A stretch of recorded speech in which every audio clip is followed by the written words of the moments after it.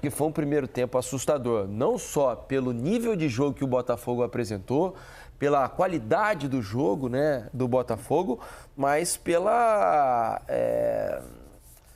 acomodação do São Paulo em apenas se defender e não conseguir em nenhum momento praticamente. Se a gente tivesse pintado a área de defesa do Botafogo de amarelo, né, e perguntado para os jogadores do São Paulo que cor era a área, ao final do primeiro tempo eles provavelmente não saberiam. Cor da camisa do John. Exato, porque não chegaram perto da área do Botafogo.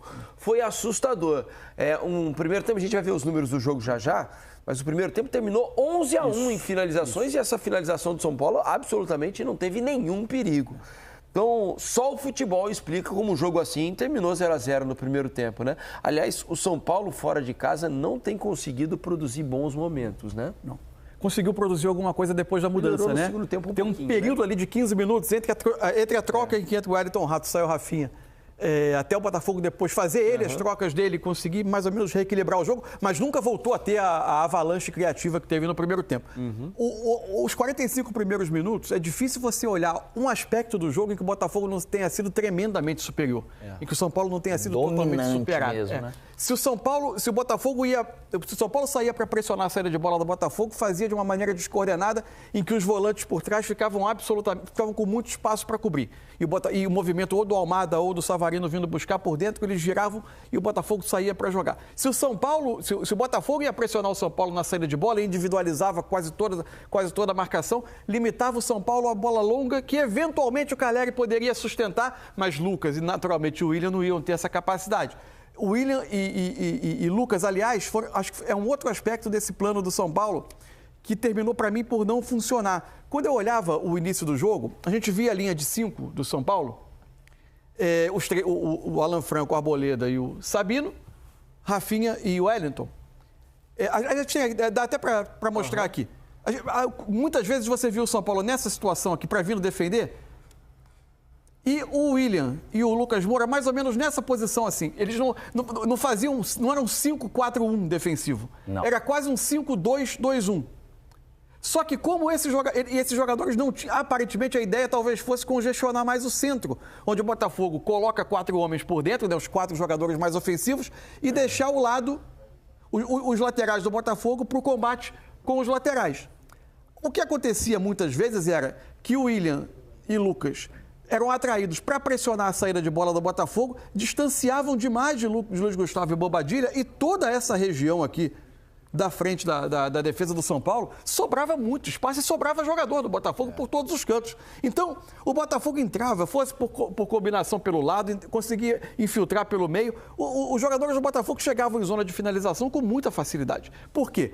Acho que porque o plano não funcionava como talvez tivesse sido pensado pelo Zubeldia e pelas enormes virtudes do Botafogo. Se você deixa o Botafogo tão à vontade assim para criar, aí o jogo tende a ficar à feição do Botafogo. Se fosse pegar mapa de calor, esse campo defensivo e ofensivo do Botafogo, o jogo ficou ali.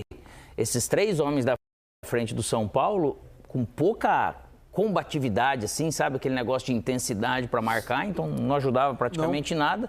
Quando o São Paulo roubava a bola, eles estavam mal posicionados e o Botafogo com muito mais saúde, muito mais ímpeto. Quando a bola ia no Calleri, qualquer um dos zagueiros, principalmente o Barbosa, ficou muito nele, eles estavam livres, porque não tinha cobertura, então eu podia realmente diminuir ali e rapidamente o Botafogo conseguia retomar a bola. Especialmente o lado direito, o Vitinho.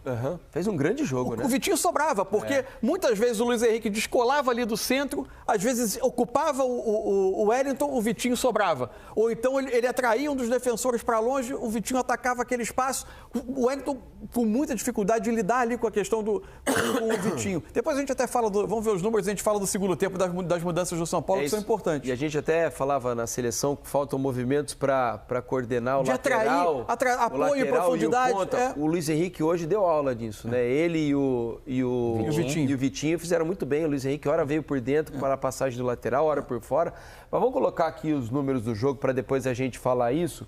A gente vai colocar os números para vocês e vocês vão entender o tamanho do domínio do Botafogo, né? O primeiro tempo flagrantemente maior. No segundo tempo, o São Paulo melhorou. Achei também que as mexidas do Botafogo não foram felizes. A saída do Luiz Henrique. E o Savarino indo pro lado direito, o lado direito perdeu força. E eu tenho um pouco de dificuldade de achar que o encaixe dos dois centroavantes ele funcione nesse sistema do Botafogo. Acho que em alguns momentos pode até acontecer, mas acho que o Botafogo ele é tão contundente quando joga com os dois pontas, né?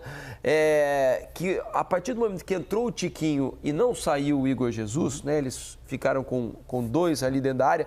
Eu achei que o Botafogo perdeu um pouco de força ofensiva, né? Só fluir menos. A gente vai falar disso já. Aí estão os números do jogo para a gente analisar. A posse de bola equilibrada, né? 53% do Botafogo, 47% do São Paulo. Agora, olha as finalizações. 23 do Botafogo, com muitos 6 do São Paulo. assim, Isso. né? Com o detalhe que o São Paulo, no primeiro tempo, finalizou apenas uma vez. O São Paulo, no segundo tempo, teve uma grande chance, né? Que foi o cruzamento do Michel Araújo, que o Caleri teve a chance de chapar ali, né? E acabou... A bola que o Luiz Gustavo chega de trás, ele chega em boa condição com o chute, né? Também. Ele acaba finalizando um pouco mais colocado, né? Mas ele chega em boa condição. Mas talvez o São Paulo teve a melhor do segundo tempo. Vem pro jogo, vem com a Betfair. No alvo foram 6 finalizações do Botafogo, apenas você uma se do São conecta Paulo, mais 4 com o que ama. a 1. Faltas 10 do Ford, Botafogo, 13 a do São Paulo, experiência é o 3 que nos impedimentos faz do mais Botafogo, fortes. nenhum impedimento Amistel, do São Paulo. a cerveja No segundo, patrocinadora da segunda oficial página, da Comebol Libertadores. 552 passes trocados pelo Novibet, Botafogo jogue na nova era, jogue na a precisão, Novibet. 82% do Botafogo, 76% do São Paulo. Desarmes 22-12, cartões 2-2, inclusive um deles vai tirar o Basto. Aliás, é um tema importante. Amarelo. E aí o mapa de calor, né? O São Paulo, veja que praticamente não jogou no campo de ataque, né? O mapa de calor do São Paulo é todo no setor defensivo. O Botafogo já tem o seu mapa de calor um pouco mais espalhado. O São Paulo veio para o jogo sabendo disso, lógico, é uma maravilha. Lógico que não teve a competência do Botafogo em botar a bola para dentro, em finalizar melhor, né? Isso aí é a responsabilidade do Botafogo. Não adianta você dominar os dois jogos, você acabar não passando porque você não fez gol e acabou tomando um lá. Mas, ao mesmo tempo... Nessa condição que a gente vê hoje, esse Botafogo ele joga igual praticamente fora e dentro de casa. A diferença é que lá o São Paulo consegue realmente pressionar melhor, consegue ter um volume de jogo, uma rotação um pouquinho maior do que ele tem tido fora. Pensando pelo lado do São Paulo, né, o resultado foi espetacular, né? Pelo que o São Paulo produziu, pelas circunstâncias do jogo de hoje do Nilson Santos, o São Paulo sai vivo, né? Porque dava a impressão de que ele sairia morto. Em dado momento foi exercício de sobrevivência. Santos, aparentemente seria ali que o Botafogo ia conseguir terminar com o confronto, né? Imagino que tenha ficado claro para o Zubeldia que, pelo jogo ter mostrado muito claramente que para a volta o plano vai passar por uma linha de 4, né? E não pela repetição da ideia inicial de hoje, né? Que absolutamente não funcionou. Mas você sabe que eu até anotei, fui dar uma pesquisada para ver quando o Zubeldia tinha usado o sistema com 3 zagueiros. O time reserva costumou jogar Anotei com 3, aqui, não foi? Mansur, foram 5 jogos, tá? Ele usou 3 zagueiros.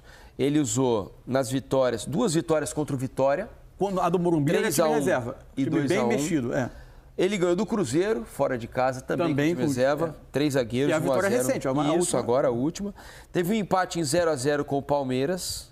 Sim. E uma derrota também para o Palmeiras. 2-1. Então foram 5 jogos. Hoje foi o 6º, 0-0 com o Botafogo. E um detalhe sobre o Sabino, né? Que foi uma novidade hoje no time titular, né? Ninguém imaginava o Sabino começando o jogo.